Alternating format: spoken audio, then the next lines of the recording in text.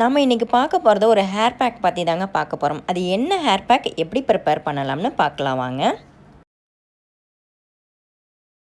Welcome to Vani's kitchen. நாம் இன்றைக்கி பார்க்க போகிறது ஒரு ஹேர் பேக் பற்றி தாங்க பார்க்க போகிறோம். இந்த ஹேர் பேக் பார்த்திங்கன்னா முடி நல்லா அடர்த்தியாக திக்காக ஒரே லென்த்தாக பவுன்ஸியாக இருக்குங்க. அப்படி ஒரு ஹேர் பேக் தான் இன்றைக்கி பார்க்க போகிறோம். வாங்க இந்த ஹேர் பேக் எப்படி செய்யலான்னு பார்க்கலாம். உங்கள் முடி ஒரே லென்த்தாக அடர்த்தியாக ஷைனிங்காக ஒரு முடியோட ஒரு முடி ஒட்டாமல் டே ஃபுல்லாக நீங்கள் ஃப்ரீ ஹேர் விட்டாலும் ஒரு முடியோட ஒரு முடி ஒட்டாமல் சிக்கு விழாமல் இருக்கிறணும் அப்படின்னு நினச்சிங்கன்னா இந்த ஹேர் பேக் ட்ரை பண்ணுங்கள். கண்டிப்பாக நல்ல ரிசல்ட் கொடுக்குங்க.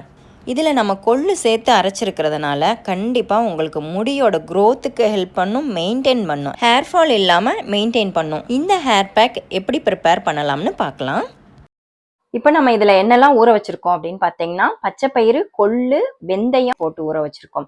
இப்போ இதை அந்த தண்ணியோட சேர்த்து அப்படியே அரைச்சிடணுங்க. அப்போதான் உங்களுக்கு ஹேர் பேக் பக்காவாக இருக்கும். இல்லைன்னா நம்ம தண்ணியை ஈர்த்துட்டோம்னு வச்சுக்கோங்களேன், அதில் எல்லாமே போயிடும். அதனால நீங்கள் ஊற வைக்கிறதுக்கு முன்னாடியே வாஷ் பண்ணிட்டு ஊற வச்சிருங்க. அப்போனா உங்களுக்கு அந்த அரைக்கிறதுக்கு ஈஸியாக இருக்கும். முளப்பு வந்துருச்சுன்னா இன்னும் சூப்பராக இருக்குங்க ஹேர் பேக். நீங்கள் இல்லைன்னா ஓகே, உங்களுக்கு டைம் இல்லை அப்படின்னா நீங்கள் இப்படியே கூட அரைச்சிடலாம். நீங்கள் ஓவர் நைட் ஊறினதுக்கப்புறம் கூட நீங்கள் அரைச்சிடலாம். இப்போ நம்ம இதை அரைச்சி ரெடி பண்ணிக்கலாம். தேவையான பொருட்கள் பார்த்தீங்கன்னா பச்சை பயிறு, கொள்ளு, வெந்தயம் இந்த 3 தாங்க.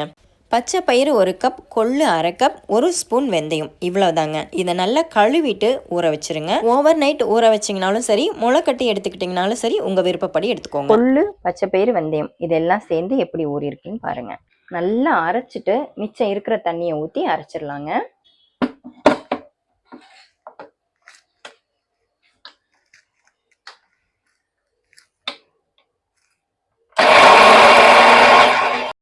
அரைச்சி எடுத்தாச்சுங்க. ஹேர் பேக்காக போட ஆரம்பிச்சிடலாம்.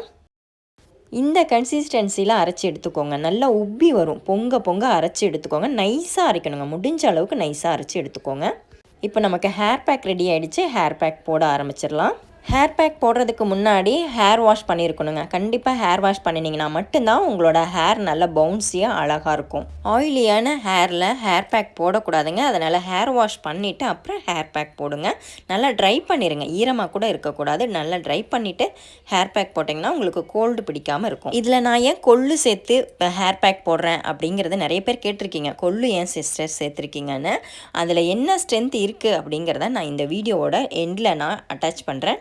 செக் பண்ணி பாருங்கள். ஆஸ் யூஷுவல் தாங்க, நம்ம ஹேர் பேக் போடுறதுக்கு முன்னாடி நல்லா சிக்கு இல்லாமல் சீவி விட்டுருங்க. ஏன்னா நம்ம ஹேர் பேக் போடும்போது சிக்கு விழும், அப்புறம் அதனால ஹேர் ஃபால் ஆகிறதுக்கு சான்ஸ் இருக்குது. அதனால் முன்னாடியே நீங்கள் சிக்கு எடுத்துட்டிங்கன்னா ஹேர் பேக் போடுறதுக்கும் ஈஸி, வாஷ் பண்ணுறதுக்கும் ஈஸி. ஹேர் பேக் முடிஞ்சால் ஃபில்டர் பண்ணி எடுத்துக்கோங்க. அலசுறதுக்கு மட்டும் கொஞ்சம் டிஃபிகல்ட்டாக இருக்குங்க. அதை வாஷ் பண்ணுறதுக்கே கொஞ்சம் கஷ்டமாக தான் இருக்கும். ஏன்னா முடியில் ஃபுல்லாக ஒட்டிக்கும். அதனால் நீங்கள் முடிஞ்ச அளவுக்கு ஃபில்டர் பண்ணுங்கள். இல்லை உங்களால் அலச முடியும், தண்ணி நிறைய யூஸ் பண்ணி அலச முடியும், ஹேர் வாஷ் பண்ண முடியும் அப்படின்னா நீங்கள் அப்படியே கூட ஹேர் பேக் போடலாம். இப்போ நம்ம ஹேர் பேக் போட ஆரம்பிச்சிடலாம். ஃபஸ்ட்டு நெத்தி பகுதியிலேருந்து ஸ்டார்ட் பண்ணிங்கன்னா தான் லேயராக எடுத்து போடுறதுக்கு ஈஸியாக இருக்கும். அதனால் நெத்தி பகுதியிலேருந்து ஸ்டார்ட் பண்ணிங்க. 2ஆக பிரித்து எடுத்து ஹேர் பேக் போடுறதுக்கு உங்களுக்கு ஈஸியாக இருக்கும். அதே மாதிரி அடிமுடியிலேருந்து ஸ்கேல்ஃப்லேருந்து நுனி முடி வரைக்கும் அப்ளை பண்ணணும். ஈவனாக அப்ளை பண்ணணுங்க. அது நீங்கள் உங்களுக்கு கையில் எடுத்து அப்ளை பண்ணும்போது ஈஸியாக தான் இருக்கும். அதனால் நீங்கள் கையிலேயே எடுத்து நல்லா அப்ளை பண்ணலாம், ஈஸியாக இருக்கும். அப்படி அப்ளை பண்ணிவிட்டு இதோட டைமிங்னு பார்த்தீங்கன்னா 20 to 30 மினிட் வைக்கலாங்க. 1/2 hour போதும், அதுக்கு மேலே தேவையில்லை. அதுக்கப்புறம் பார்த்தீங்கன்னா ரொம்ப ட்ரை ஆக ஆரம்பிச்சிடும். அதனால் 1/2 hour கரெக்டான டைமாக இருக்கும். அதுக்கு மேலே தேவையில்லை. கொள்ளில் ப்ரோட்டீன் இருக்கிறதுனால உங்களோட ஹேரோட ஸ்ட்ரென்த்தை இம்ப்ரூவ் பண்ணி கொடுக்கும். இந்த 3 இன்க்ரீடியன்ட் மட்டுமே சேர்த்து ஹேர் பேக் போடுங்க. நல்ல இம்ப்ரூவ்மெண்ட் கிடைக்கும், நல்ல ரிசல்ட் கிடைக்கும்.